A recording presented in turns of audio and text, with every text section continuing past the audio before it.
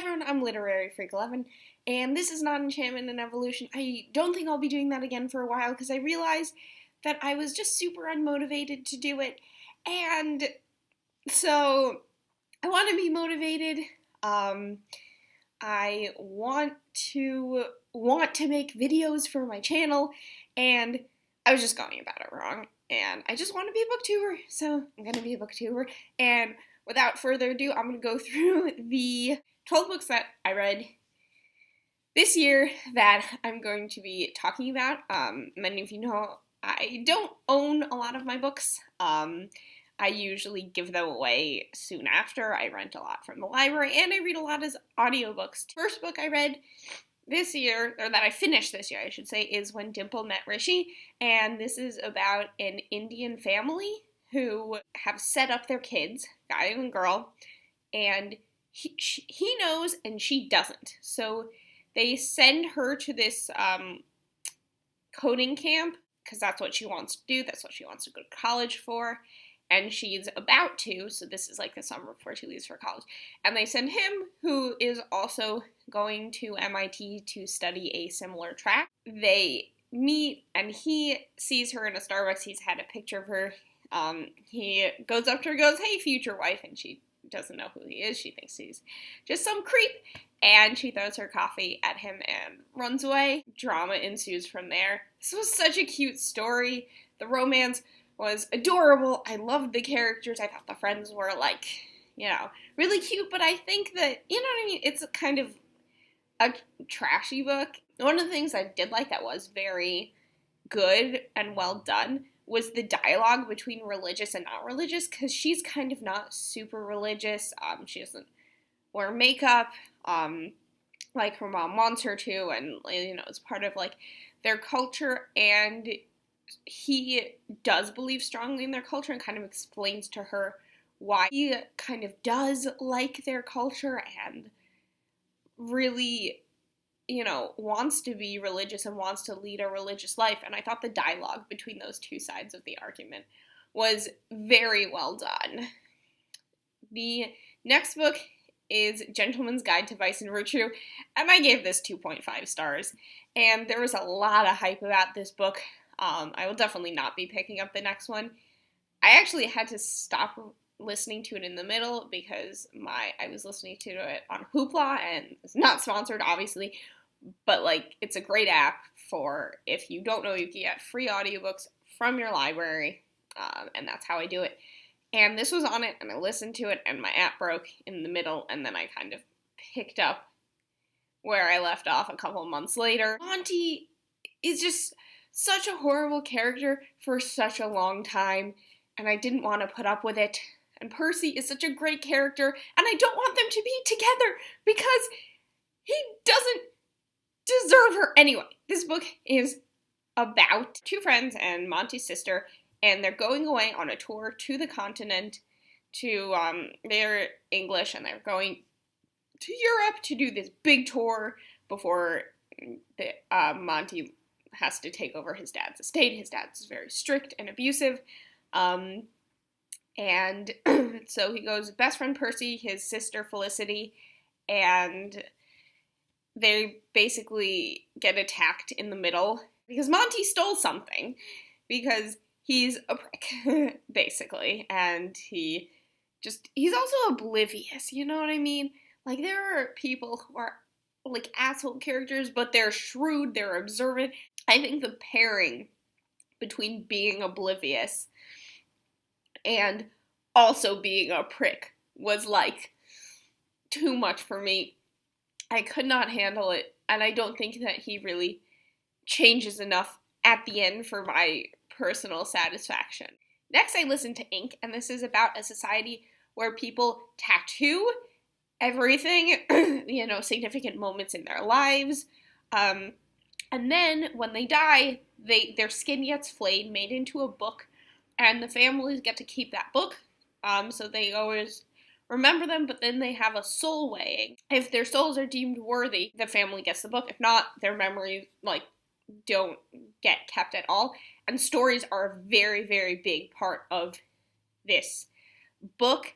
and of this society. They, never want anything to be forgotten. And then there are these people called blanks, and the society, hates them. They're afraid of them. They're like these evil people who don't mark their skin. So there's all this lore woven throughout, and then it comes together at the end. Anyway, so this girl, her dad dies.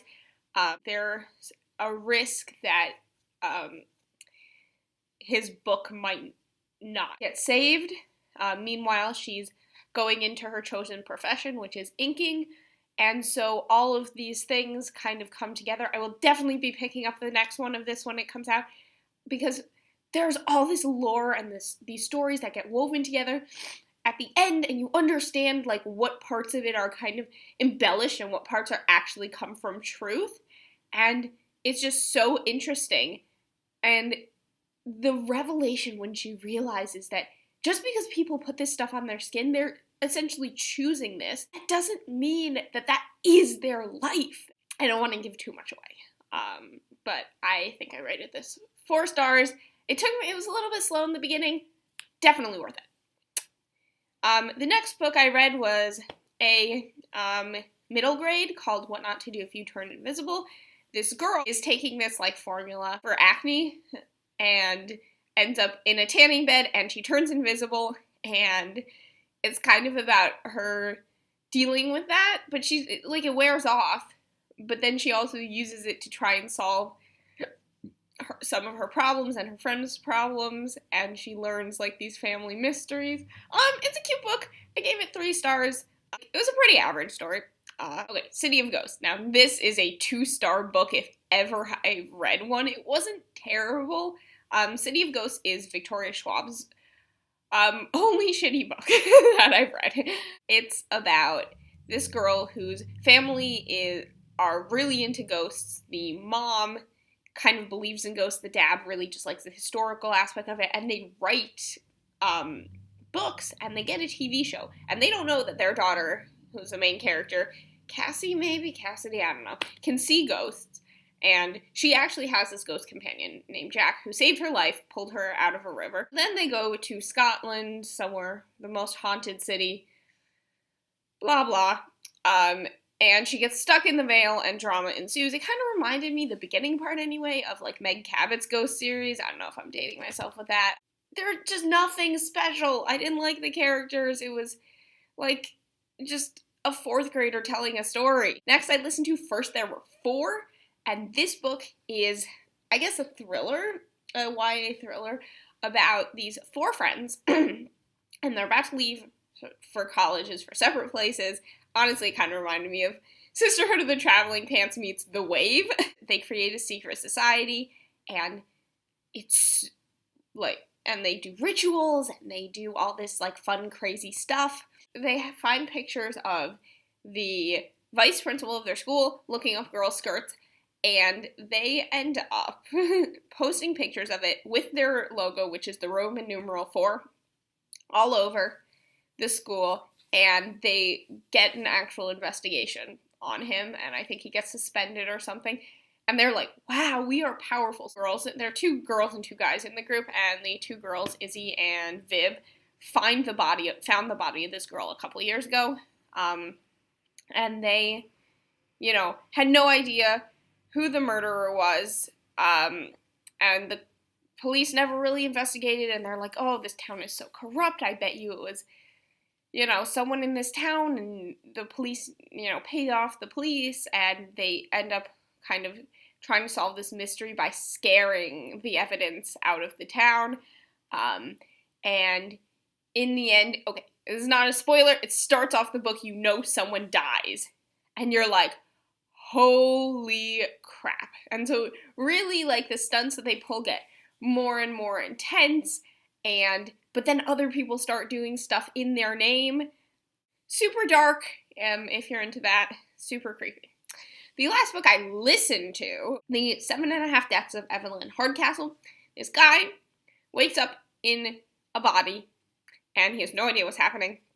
And that's the first hour of the book, and you have to get through that. He gets incarnated into 8 hosts, and he has to solve the murder of Evelyn Hardcastle. Same day, every day, just from different perspectives, and future him helps, like, past him, and there's a lot of stuff going on, the drama of this house, the secrets that he uncovers, and really the story of himself, of who he actually is, because there's someone who remembers him, and they're trying to help each other both get out, but this guy who kind of appears and who's kind of running the show tells him only one person can get out. The end is just mind-blowing. There's just layers and layers. Like, I think I have to listen to this book again because I missed stuff. It's like a massive switchboard of connections of how everything fit together, and I think I missed a couple of them.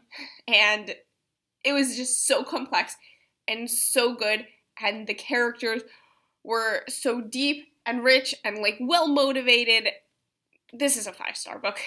It is a long book, and it is definitely worth it. So the first book I finished reading is An Unkindness of Magicians. This is a 4-star book, probably 4.5. About 20 years, there's a turning. All of the magical houses that exist put up a candidate, or magical people who want to form a magical house put up a candidate. The winner becomes the leader of the magical world. If, like, a candidate house, or, like, one who wants to become a house, does well enough, like, they don't necessarily have to win the whole turning in order to become the leader of the magical community. But there's so much drama and corruption. This is a standalone book, and I think it was less than 400 pages, and it crams so much into that, and there are so many characters, and all their motivations are really, really solid. You understand where people are coming from, why they're doing what they're doing, and of course, a new girl shows up. I think her name's Sydney, and she, like, just steals the show because she's really good at magic, and she's really there to expose corruption. The next book is Everyone's an Alien When You're an Alien Too. I gave this book 5 stars, and it really is a telling story about life, about creating art, about everything. It just makes you laugh. It makes you really think. There are, like, a lot of different perspectives. It's a graphic novel. It'll take you like 10 minutes to read. Do it. Absolutely do it. The next book I read was Blood Rights. This is the 6th book in the Dresden Files series, and excuse me, I'm just not really going to talk about this one so much. I'll go into Dresden Files if you're unfamiliar. This is a series about a wizard named Harry Dresden, who is for hire, who sometimes works for special investigations units for the police. So he solves crimes, but he also sometimes gets, like, private investigation gigs as well. It's an adult fantasy. And the first book is, like, kind of meh, you have to chug through it. The second book, like, gets so much better because each book kind of really builds the world, builds new magical creatures, new characters. His third book, like, absolutely blew my mind. It's still my favorite in the series. So if you chug through that first book, read the second book, read the third book, you're gonna be hooked, and you're just gonna read the others. It's also my boyfriend's favorite series. I'm just kind of slowly chugging through it. So, I do highly recommend you pick up this year. The last book that I read in January, or that I finished in January, these are just books that I finished. Brotherhood of Evil. This one is a nonfiction about the mafia. I picked it up used because it was like buy 2 get 1 free or something like that, and I think that was the one free that I picked. Basically, this book is written in 1960, and this is when it was really becoming public knowledge about the mafia and about their behavior and what they were doing and how intensely, like, they ran the country, how well they were organized, stuff like that. And it's also very interesting to read about how they went about crime back then. They had planes, but they also had to typewrite everything. And so all of this stuff and how communication was just so insanely slow. So it's very interesting to read about the mafia from the perspective of people who had really just been exposed to it. Now we like make jokes about the mafia, but it used to be if you said it, like people would just be like, no, STFU, no, don't say anything. And I have been reading way too many library books, and I'm trying these top 2 shelves here are books that I have not read yet, and this shelf here are like favorites books. I went through a lot of them in my last video, so I think I'm not going to do a February TBR because I know it's halfway through February, but I am going to film a rant about a book that I read very shortly, and then I definitely will be doing a March TBR and a February reads. So if you're interested in more videos, please like, subscribe, and I will see you in my next video.